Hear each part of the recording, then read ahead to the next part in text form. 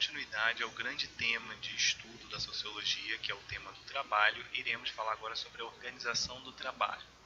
Nós já abordamos a perspectiva sobre a divisão do trabalho, segundo os pensadores Karl Marx, Emile Durkheim e Max Weber, os pensamentos de cada um deles, como eles entendiam a relação do trabalho. Agora vamos falar um pouquinho sobre algumas teorias da organização do trabalho. Bem, a organização do trabalho na sociedade capitalista, ela tem a seguinte divisão, né? Temos basicamente o capitalista, né? A divisão do trabalho aqui, que é aquele que detém os meios de produção, e temos o trabalhador, tá? Porque capitalista seria aquele que detém o capital. Então, se você detém o capital para poder ter um meio de produção, você é capitalista. Nós vivemos num sistema capitalista, mas nós devemos refletir o seguinte, que aquele que detém o meio de produção é aquele que vai concentrar o capital, que são os lucros. Segundo a teoria de Karl Marx, nós já estudamos um pouco sobre o pensamento de Karl Marx, nós vimos que ele adotava a ideia de uma crítica a esse sistema, que ele via na obtenção do lucro uma questão de exploração. Vimos também, por exemplo, que Max Weber ele não olha por essa perspectiva, ele vê que o trabalho, a detenção do lucro, uma parcela, né, da população, não seria algo danoso, mas faz parte de todo o processo de solidariedade, de fluidez da sociedade. E aí nós até falamos sobre Emile Durkheim, que ele entende, foca na divisão do trabalho, ao invés de focar necessariamente nos meios de divisão, propriamente do trabalho. Mas então nós temos aquele que detém os meios de produção, aquele que detém o capital e aquele que detém a força de trabalho.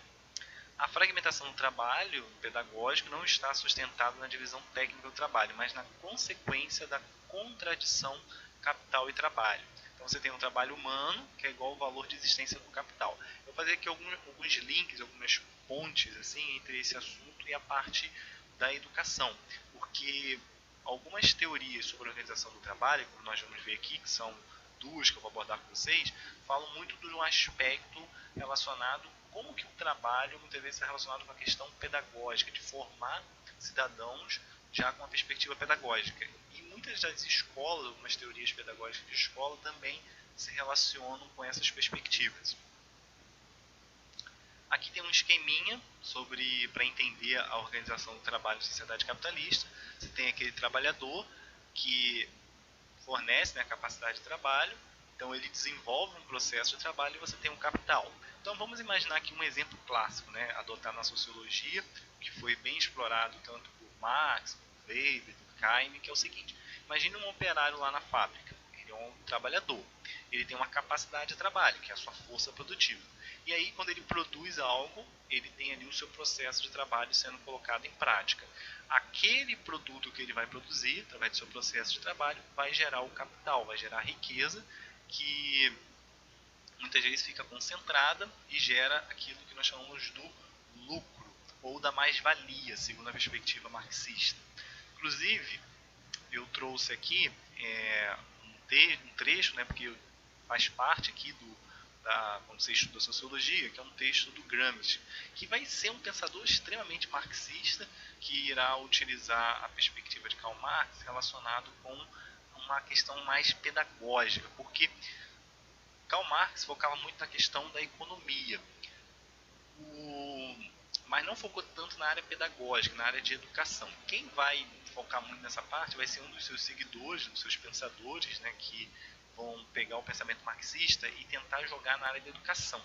Então, como que você transforma um meio de educação uma perspectiva marxista? Esse cara vai ser Gramsci. Então, ele vai ver o seguinte, que dentro do sistema tradicional, você imagina o seguinte, que Karl Marx ele criticou a detenção e acúmulo de capital na sociedade capitalista. É óbvio que também, se você faz essa crítica aos meios de produção, você também poderia fazer uma crítica aos meios de educação que são mais tradicionais. Então, para Gramsci, por exemplo, a pedagogia vem da fábrica e, portanto, é a arte integrante e fundamental do processo de construção da hegemonia do capital sobre o trabalho. Então, entende o seguinte, que todo um sistema pedagógico, as escolas ajudam a manter esse sistema de assim, uma palavra bem marxista, mas uma ideia de gado, né? De formar uma mão de obra trabalhadora que não critica o sistema. Então, a fábrica e escola, processos pedagógicos, capacitação técnica e processos amplamente pedagógicos, atitudes e comportamentos adequados ao processo de valorização do capital. O que significa isso? Que a escola ela estaria ajudando nesse processo pedagógico para capacitar, criar mão de obra que se conforme ao sistema.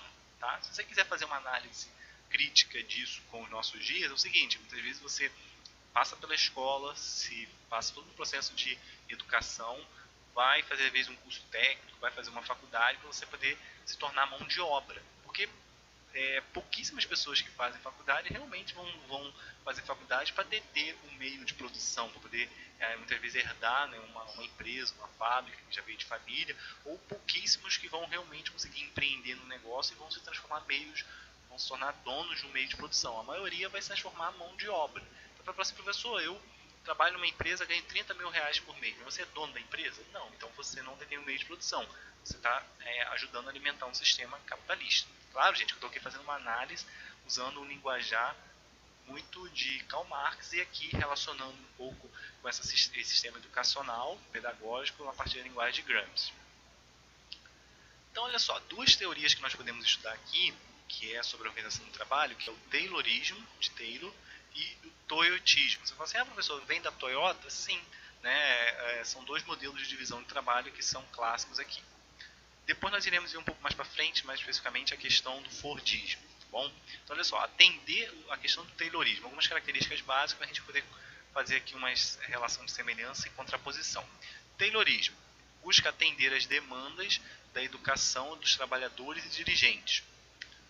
Já o toyotismo busca a pedagogia das competências, então foca mais nas suas competências do que provavelmente nas demandas do trabalhador. Então você aqui procura entender quais são as demandas que aquele trabalhador tem e aqui você foca mais nas competências que aquele trabalhador pode te oferecer. Taylorismo, controle da produção em série, aquela coisa de você produzir em série. Um filme que eu recomendo vocês assistirem é Tempos Modernos de Charlie Chaplin. Lá vocês vão ver, por exemplo, Chaplin fazendo uma crítica a um meio de produção capitalista, mostrando ali, ele fazendo um trabalho em série, né, repetidas vezes. Então você, por exemplo, pega um carro, como que seria um trabalho em série de um carro? Cada pessoa faz uma parte de um trabalho. Então uma pessoa fica responsável só por parafusar, né, os parafusos da roda, o outro fica responsável por colocar o volante, o outro fica responsável. Então você tem uma divisão e uma realização em série do trabalho.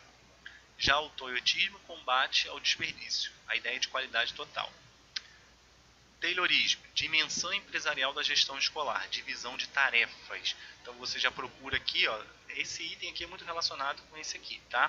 Só que aqui eu estou fazendo um link também com o sistema escolar, que você pensaria o seguinte, como que você relaciona uma pedagogia, uma pedagogia escolar com um sistema desse aqui? É você criar mãos de obra especializadas. Então você cria um sistema educacional onde cada pessoa se especializa para poder fazer um trabalho. Então, por exemplo, você pega cursos como o Senai, pega as faculdades, onde você especializa a mão de obra para poder atender ao mercado, entendeu? O nosso sistema capitalista. Dimensão empresarial de gestão escolar, célula de produção, aqui já dentro do toyotismo, e Taylorismo, trabalho fragmentado, divisão de tarefas, a ideia de divisão em série, cada um faz uma parte. Trabalho reunificado, já é no toyotismo, né? Então você tem uma ampliação de tarefas, a pessoa ela acaba tendo uma noção do todo. Então como que a gente pode fazer um link aqui? Imagine que você, né, dentro do sistema do Taylorismo, você só entende uma parte do processo. Então você é responsável só por uma única função. Aqui no toyotismo você já procura reunificar esse processo, então você tenta entender mais o todo. Então você dentro de uma fábrica, você pode até muitas vezes trabalhar numa área específica, mas você tem que ter uma noção do todo. Como que a gente pode fazer um link disso com o sistema pedagógico, né? Já que foi um ponto que eu toquei aqui. Você, por exemplo, pode se formar um profissional e ter uma perspectiva educacional muito fragmentada ou ter uma noção do todo. Vou dar um exemplo. Eu fiz faculdade de arquitetura, mas ao mesmo tempo estudei matemática, fiz especialização também para dar aula com física, com filosofia, sociologia. O que significa isso? Eu sempre procurei ter uma visão de todo, de me especializar, não apenas me especializar em uma única área, de estudar várias áreas. Então faço uma pós, por exemplo, em matemática, fiz arquitetura, então eu procuro trabalhar com várias áreas diferentes. Então se você tem uma visão, né, isso aqui seria uma visão mais do toyotismo. Eu procuro não apenas me especializar numa única tarefa, fazer algo fragmentado, mas ter uma visão mais do todo, né, de um sistema de ensino. Então eu gosto de estudar várias áreas. Você também pode ter uma visão muito fragmentada. Você, não, só gosto de estudar, por exemplo, sei lá, história. Você ama história, mas você não quer estudar outras áreas. Então você está aqui, ó, uma perspectiva muito mais fragmentada. Deixo como destaque para vocês que ao longo da história muitos pensadores, muitos filósofos, cientistas de modo geral, eles sempre tiveram uma visão mais de todo. Então não é apenas da sua área. Então estudar também outras áreas que possam ampliar a sua visão de mundo. Para fechar aqui, eu deixo duas perspectivas relacionadas com a necessidade de pensar a escola em sua totalidade. Então, ó, pensar a totalidade do trabalho pedagógico.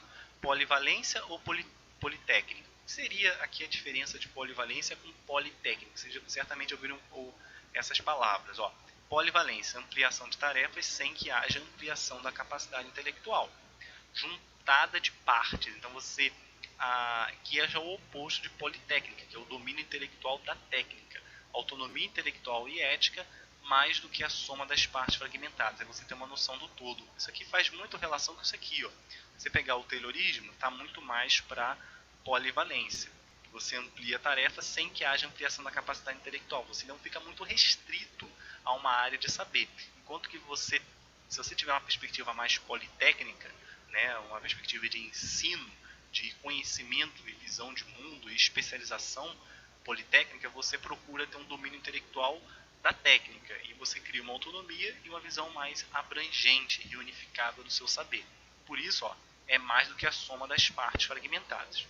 Beleza? Então a gente fecha aqui esse conteúdo de sociologia, falando sobre a organização do trabalho. Nós fizemos uma contextualização sobre a sociedade capitalista, as diferentes linhas aqui, tá? Falamos, né, do Taylorismo e toyotismo e vimos aqui então como isso pode se refletir nessas diferentes formas de abordagem da polivalência e politécnica. Tá bom? Então, fechamos aqui essa aula e até uma próxima.